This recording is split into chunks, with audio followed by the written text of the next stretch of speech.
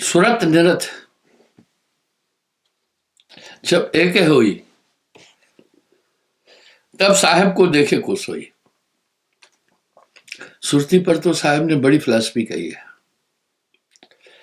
सूरत संभाले काज है, तू ना भरम भुलाए, मन सयार मनसा लहर बहे कतौ न जाए। आप सुन रहे हैं, अगर आपका ध्यान सुरती हट जाए तो सुन भी नहीं पाएंगे, देख नहीं पाएंगे, कुछ समझ नहीं पाएंगे। कहे कबीर सूरत से सब कुछ भयो प्रकाश, शब्द है सूरत बिहंग है लीन अग्र को बास। बिहंग कहते हैं पक्षी को। सूरत जात नहीं लागत बारा, जो गुरु बसे बनारसी दीजे सूरत पठाए। शब्द असवार है पल्ला वे पल जाए। सूरत पर तो साहब ने कहा ही सूरत योग है। सूरत संभाले काज है, तू ना भरम भुलाए, मन सयार मनसा लहर बहे कतौ ना जाए।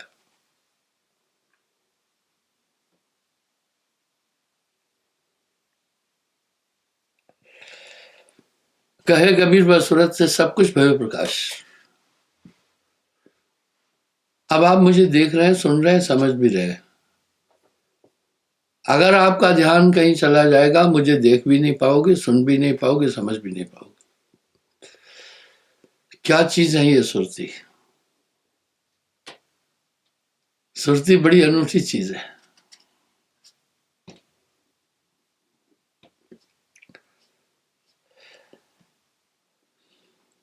धर्मदास सुनियो चितलाई, भट भीतर लीजो नृताई। बहुत से लोग अटकल पच्चू की तरह क्या बोलते हैं, सूरत है सुनने की शक्ति, निरत है देखने की शक्ति। अरे भाई, तुम लोग क्यों गप मार रहे हो, लोगों क्यों भ्रमित कर रहे हो? निरत वो नहीं है। हमारे पूरे ऑर्गन्स जो काम कर रहे हैं, किडनी, हृदय, बाकी अन्य चीजें, वो एक चेतना जो है सूक्ष्म, वो निरत है। अब सूरत संभाले काज है, तू ना भरम भुलाए, मन सयार मनसा लहर बहे कतौ ना जाए। अब साहब कह रहे हैं सूरत कैसे देखना, क्या है सूरत वो सुने। मन बुद्धि चित्त पवन से न्यारा, सूरत रूप देखो निर्धारा। मन, बुद्धि, चित्त, अहंकार, इन सब से परे है। इनके बाद जो अभीष्ट बचा वही सुरती है, वही आत्मा है।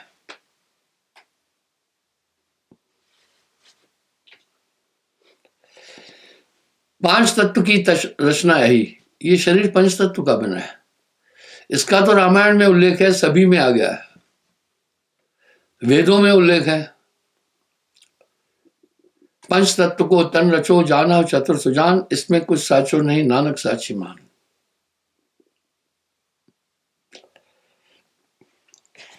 अब क्या कह रहे हैं, मन बुद्धि चित्त पवन से न्यारा। हमारी सुरती मन बुद्धि चित्त अहंकार आदि से न्यारी है।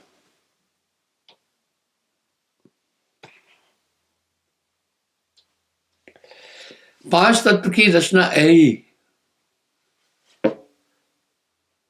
इनते सुरत सो आए विधेय, यानी सुरती विधेय है। मैं एक और प्रमाण स्थापित कर रहा हूं अपनी इस बात को।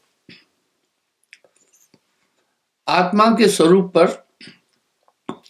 गोस्वामी जी ने भी रामायण में एक सटीक शब्द कहा, ईश्वर अंश जीव अविनाशी, चेतन अमल सहज सुख राशि। पहला का ये चेतन है। अब शरीर में ढूंढो चेतन क्या है। चेतना के बिना तो कुछ भी नहीं है।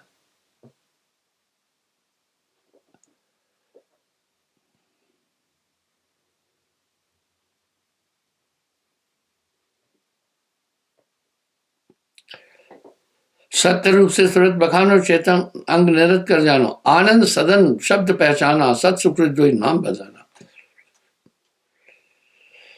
सूरत रूप चेतन समाई, चेतन रह सब लो लाई। कहे कबीर है सूरत बल, अपने पुरुष को देख। इसका मतलब है परमात्मा को हमारी ये स्थूल चक्षु ये नहीं देख सकती है, उनका सब्जेक्ट नहीं है, उसका विषय नहीं है।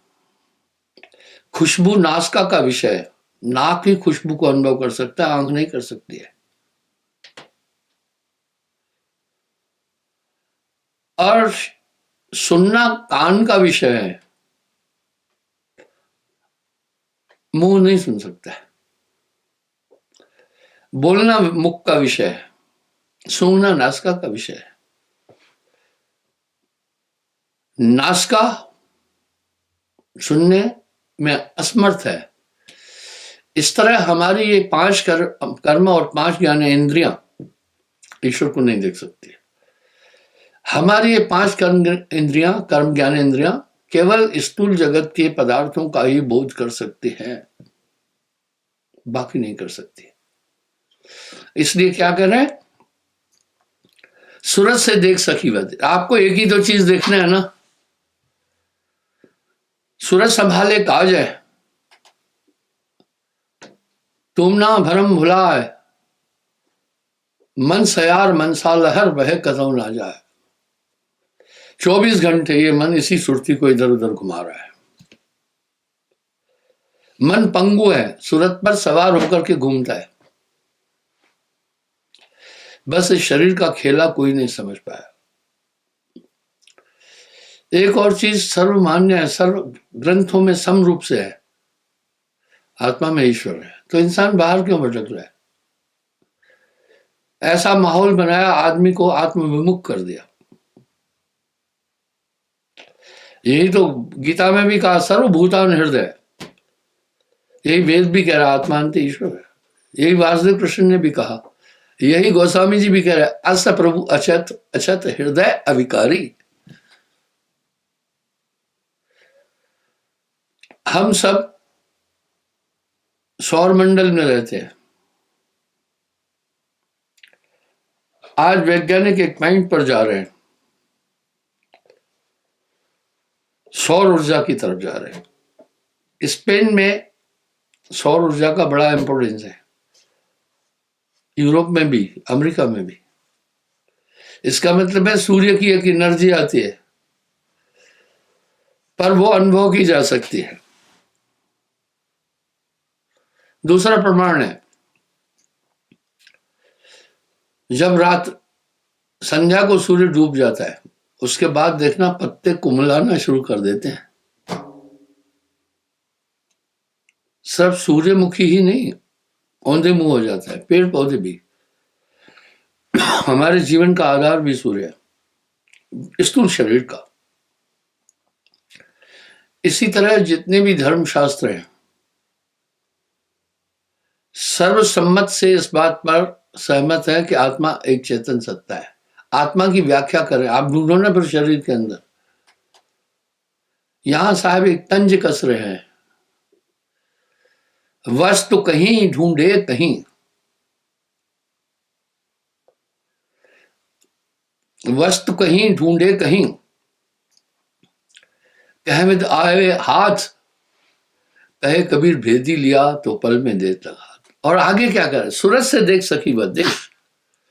यानी परमात्मा को देखने के लिए अगर हमारे शरीर में कोई संसाधन है, वो है ध्यान।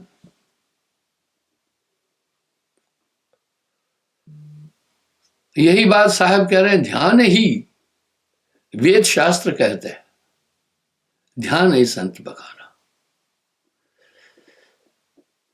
बड़ी विडंबना है, पल भर भी इंसान नहीं विचारता है। जितनी भी उपासना पद्धतियां हैं, वो सब ध्यान बोल रहे हैं। जब आप ध्यान में बैठते हैं, भाई आप क्यों बैठ रहे हैं? एकाग्र होने के लिए ही तो बैठ रहे हैं ना। एकाग्रता की क्या जरूरत पड़ी? हमारी वो पूरी ऊर्जा किसमें इन्वेस्ट हो रही है? इंद्रियों में और मन बुद्धि चित्त अहंकार में। यहां साहब एक बहुत सुंदर शब्द कह रहे हैं, तन थिर मन थिर, वचन थिर। भाई तन थिर, मन थिर, वचन थिर। सुरत निरत थिर होए, कहे कबीर वा पलक को कल्प न पावे कोई। कल्पांतर की साधना भी उस पल को नहीं पाती है।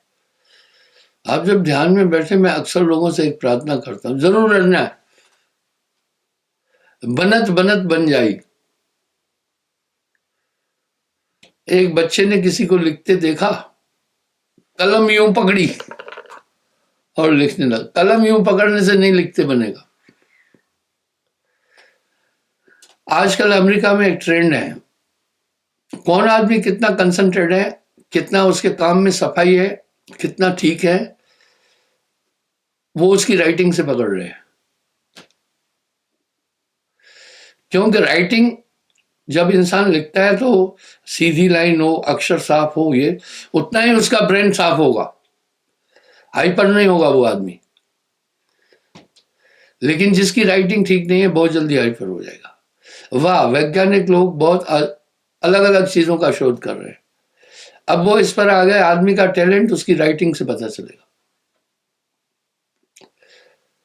तो आइए, मैं ये कह रहा हूं, जब आप ध्यान में बैठे हैं तो कम से कम ये तो आप देखिए ना, उस समय आपके ध्यान को कौन विचलित कर रहा है। जब आप ध्यान में क्यों बैठ रहे हैं, अपना मंतव्य तो समझो। कहीं ऐसा तो नहीं कर रहे आप ध्यान में बैठने के समय अपनी मजाक तो नहीं उड़ा रहे। ठीक वैसे ही एक था निखट्टू, ने नकारात्मक है, जैसे दोष के आगे ना लग जाए निर्दोष हो जाता है।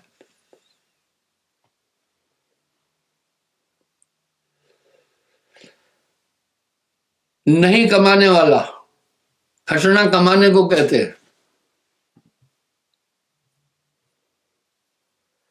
जो नहीं कमाने वाला ऐसे ही फिजूल रहता है, कुछ करे भी लेकिन कमाता ही नहीं है। तो आप निखट्टू होकर बैठने हैं क्या ध्यान में? आपके ध्यान में बैठने का एक मंतव्य है कि मैं एकाग्र हूं। जब आप ध्यान में ये भाव लेकर बैठे हैं और आपका ध्यान इधर उधर घूम रहा है, तो निखट्टूपन हुआ है या नहीं हुआ? आप जब ध्यान में बैठते हैं, बाकी आपको कुछ नहीं सोचना है। आपको उस समय सिर्फ एक चीज देखना है कि आप एकाग्र हो रहे हैं कि नहीं। आपको मूल सूरत में जाना है, यानी फुल कंसंट्रेट होना है। और आपको कंसंट्रेट होने का जरिया बता दिया मैं, सुमरण है। आओ फिर मैं एक चीज रिपीट करता हूं। आपका मेरा एक संबंध स्थापित हो गया है। वो कौन सा है? गुरु और शिष्य का। भाई आदमी शादी करता है तो एक पति पत्नी का संबंध स्थापित होता है। स्कूल में पढ़ने जाता है तो शिक्षक और शिक्षार्थी का संबंध स्थापित होता है। आप मेरे पास क्यों आए? आपने मुझे तन मन धन भी अर्पण कर दिया, आप शीश भी नवाते हैं, आपने मुझे अपना आदर्श गुरु बनाया। आधार क्या है वो सुनो। आपका मंतव्य क्या है? आप क्या चाहते हैं? आप क्यों आए? आप ये चाहते हैं मेरी आत्मा का कल्याण हो, मैं जन्म मरण के छुटकारे से बचूं, मुझे सुरक्षा मिले। आप इसलिए आए। कोई बात नहीं है। ये संबंध कैसे स्थापित हुआ वो सुनना। मैंने आपको पहले 3 चीज बताई। फर्स्ट, 7 नियम का पालन करना। आपने सहमति दे दी, ठीक है। पहली बात ये थी। 7 नियम क्या थे? सत्य बोलना, मांस न खाना, शराब न पीना, परस्त्री का मन न करना, जुआ न खेलना, हक की कमाई खाना। आपने एग्री किया। दूसरा क्या बताया मैंने? एक ही परमात्मा की उपासना करना। बात बात को सींचते मूल्य दिया सुखाए। हमने किसी भूत की उपासना नहीं बोली, एक परमात्मा की उपासना बोली। एको ब्रह्म द्वितीय नास्ति, कुछ भी गलत नहीं बोला। तीसरा क्या बोला? हिदायत दी, टोना टोटका जादू झड़ी जंत्र मंत्र तंत्र ग्रह नक्षत्र भूत प्रेत नहीं मानना, क्योंकि ओझा तांत्रिक क्या करते हैं, जो पहले बैठता है कि इसके अंदर छाया आने वाली है किसी की आत्मा, तो पहले अगुवाता है यूं, ऐसे करने से स्पिनल कोड डिस्टर्ब होती है, पहले पागल बनाता है वो। अब सेठ जी खड़े हो गए तो उनकी आवाज ही नहीं आ रही, माइक उनके पास है नहीं, तो पहले वो करते, आपका जीवन खराब कर देंगे वो। वकील जल्दी आदमी को नहीं छोड़ता है, हर तारीख पर पैसा मिलता है। डॉक्टर भी जल्दी पिंडा नहीं छोड़ता है। मैं आपको उदाहरण देता हूं, एक भाटिया जी थे, किसी एक बड़े व्यापारी का केस लड़ रहे थे। केस लड़ते लड़ते 25 साल हो गए थे। भाटिया जी का बेटा भी LLB किया, बाप ने पढ़ाया। तो वकीलों के पास डायरी होती है, किस तारीख को कहाँ जाना है, हाड़ा साहब का केस कहाँ कब देखना है, भाई फलाने का किस तारीख को किस कोर्ट में है, वो रोज डायरी देखते और स्टडी भी करते। भाटिया साहब बीमार था, बेटे को कहा भाई हियरिंग में तुम जाओ, वहां अगली डेट लेना। बेटा चला गया, अगली डेट क्या लेना, बेटे ने बहस की और मुकदमा जीत गए। घर मिठाई का डब्बा ले आया, बोला पापा जो 25 साल से मुकदमे का हल नहीं हो रहा था मैं जीत के आया हूं। बाप ने कहा बेड़ा गर्क हो तेरा, सत्यानाश कर दिया। बेटा हैरान हो गया, मैं मुकदमा जीत के आया हूं और पापा कह रहा है बेड़ा गर्क हो गया।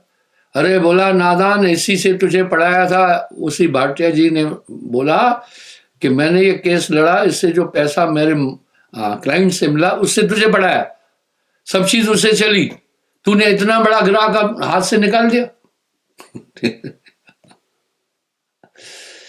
दूसरा उदाहरण देता हूं मैं, भैया किसी के विरुद्ध नहीं हूं, न वकीलों के विरुद्ध हूं न जजों के विरुद्ध हूं, पर जो हो रहा है वो बता रहा हूं, सब ऐसे नहीं है। अब दूसरी बात सुनो, हमारे देश में 85% सर्जरियन डिलीवरी होती है। आप संसार घूमो तो पता चलेगा। ब्रिटेन में अगर सर्जरियन डिलीवरी करनी है तो एक बोर्ड बैठते हैं 5 बड़े डॉक्टरों का, गायनों के, वो पहले चेक करते हैं नॉर्मल डिलीवरी हो सकती है नहीं। इवन वो माता बहन जो प्रसव काल में है उसको पानी के टब पर बिठाकर कहते हैं कि बच्चे को जन्म दे, सर्जरियन नहीं करते हैं। एक बार सर्जरियन डिलीवरी हो गई, वो उस जगह पर पूरी उम्र भर आपको कष्ट रहेगा। मैं उदाहरण देता हूं, जिस माता बहन की सर्जरियन डिलीवरी हुई कृपा करके हाथ खड़ा करना।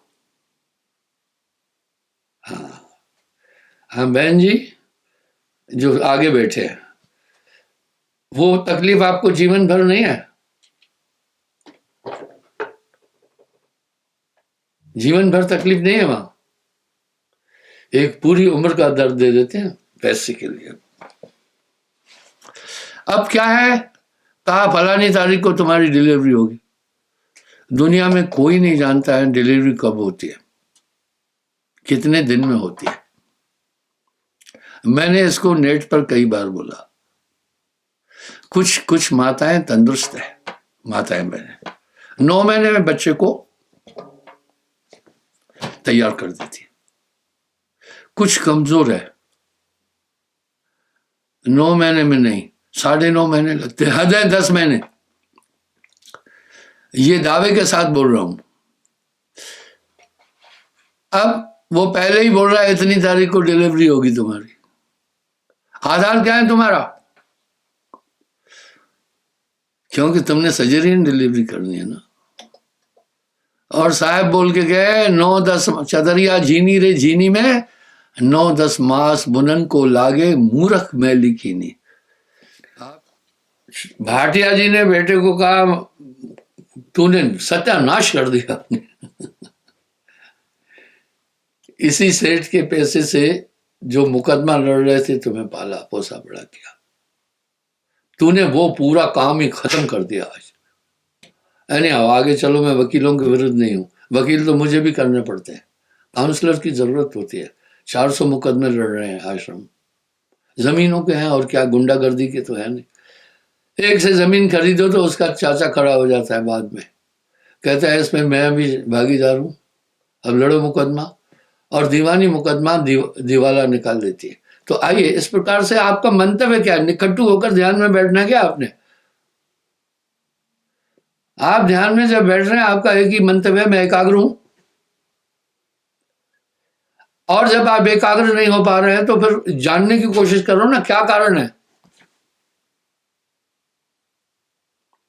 अब आपको मैं बताता हूं, आप स्थिर बैठो। एक आदमी मेरे पास आया, उसने माँ बाप भी लाए, उसने बहुत पैसा बर्बाद कर दिया, बाप की कमाई पूंजी, बाप अच्छी पोस्ट पर था। बोला गुरुजी थोड़ा आप ध्यान लगा कर देखो क्या चीज है इसके पीछे, जो भी काम करता है कामयाबी नहीं मिलती है। उसने फिर मुझे गिनाया, होटल खोली वो भी फेल हो गई, एक फैक्ट्री फैली वो भी खोली वो भी फेल हो गई, फिर एक जगह उसने एजेंसी ली वो भी फेल हो गई। तो गुरुजी देखो क्या है इसके पीछे। मैं बोला इसके पीछे कुछ नहीं है, ये अधीर है। बिजनेस जमाने में बड़ा टाइम लगता है, लेखराज सेठ क्या ख्याल है? ये अधीर है जी साहब, और बहुत टाइम लगता है सर, जमाने में 6 महीने साल लग जाते हैं, कभी कभी हाँ, भी लग जाता है। जब जम गई तो फिर पूरी उम्र का धंधा होता है। अब वो क्या करता था, थोड़ी देर में अकुला जाता था, वो काम नहीं चला फिर दूसरा कर लेता था। अब कुछ लोग आते हैं दुकान खोलना है मुझे बोलते हैं, मैं बोला सुन तू पहले माल भर के नहीं बैठना, व्यापारियों से बहुत बचना, पहले वो डेड स्टॉक निकालेंगे आपके पास, ठीक है। इसलिए वो क्या करता था, पूरी पूंजी लगाकर बैठ जाता था कि दुकान भरा हो। एक सेठ के यहाँ मैंने सेठ से टेक्निक जानी, बड़े बड़े उसने शो पीस लगाए हुए थे और अपनी अलमारियां बनाई थी, माल सिर्फ आगे यूं करके रखा था, कम था पर दिखे बहुत ज्यादा। अब वो निकट्टू क्या कर, सेठ जी ऐसा ही तो करते हैं ना आप लोग भी? जी साहब जी, दुकान पर लगा रहता है, माल गोदाम पर रहता है, यही करते हैं हम लोग साहब जी। हाँ बैठिए। अब वो बैठा रहता था, मक्खियां मारता रहता था, आइडिया नहीं था, तो उसमें यानी एक डेडिकेशन नहीं थी। फिर दूसरा खोलता था, अब वो माल सस्ता बिकता था, जो उसने डेड स्टॉक खरीदा हुआ है बाद में उसकी कीमत बहुत कम हो जाती है। इस तरह 5-6 जगह लड़के काम करके वो फेल हो गया। अब कोई भूत नहीं लगा था उसके पास, लोग फिर ग्रह नक्षत्र पूछने जाते हैं, उधर और एक लुटेरा बैठा होगा, ठीक है ना, बच्ची खुशी कसर वो भी निकाल देगा। आपका मेरा संपर्क स्थापित हुआ। तीसरा, फिर मैंने आपसे कहा था भाई ये टोना टोटका जादू जड़ी यंत्र नहीं मानना, आपका संबंध स्थापित हो। ये 3 बात। फिर दीक्षा देने के बाद 3 बात और समझाई, सुमरन कैसे करना है। चौथी बात आपको समझाई, गुरुमंत्र उसकी विधि क्या है। 5वीं बात, और 6ठी बात बताई ध्यान कैसे करना। आपका मेरा संबंध इन्हीं 6 बातों पर ही स्थापित हुआ। आपको मैंने ध्यान की विधि भी बताई, कैसे एकाग्र होना है, तंत्र मंत्र वचन तिर सुरत निरंतर। आप उस निकट्टू की तरह तो नहीं है जो बार बार बदल रहा था, और आप ध्यान में बैठ करके प्लानिंग कर रहे हैं, तो आप कौन सा ध्यान में बैठे, वो आपको अंदर से डिस्टर्ब होगा ही, मन आपको अपने रूप तक जन नहीं जाने देगा। इसलिए साहब क्या कह रहे हैं, चंद और चकोर की रीत से ध्यान कर, पल ही पल में ले अजूबा। सुमरण से मन लाइए जैसे नाद कुरंग, कबीर बिसरे आपको हो जाए सब लोग। आपने किससे देखना है अंदर की दुनिया, आपके ध्यान में आंख है, सूरज से देख सकी बस, वही जब घूम रही है बाहर तो आप उब जाएंगे थोड़ी देर। अब यहां साहब एक तकाजा और तनाजा कर रहे हैं, तन थिर मन थिर वचन थिर। सुरत निरत्तर होए, कहे कबीर ता पलक को कल्प न पावे कोई। क्षमा चाहता हूँ, समय हो रहा है।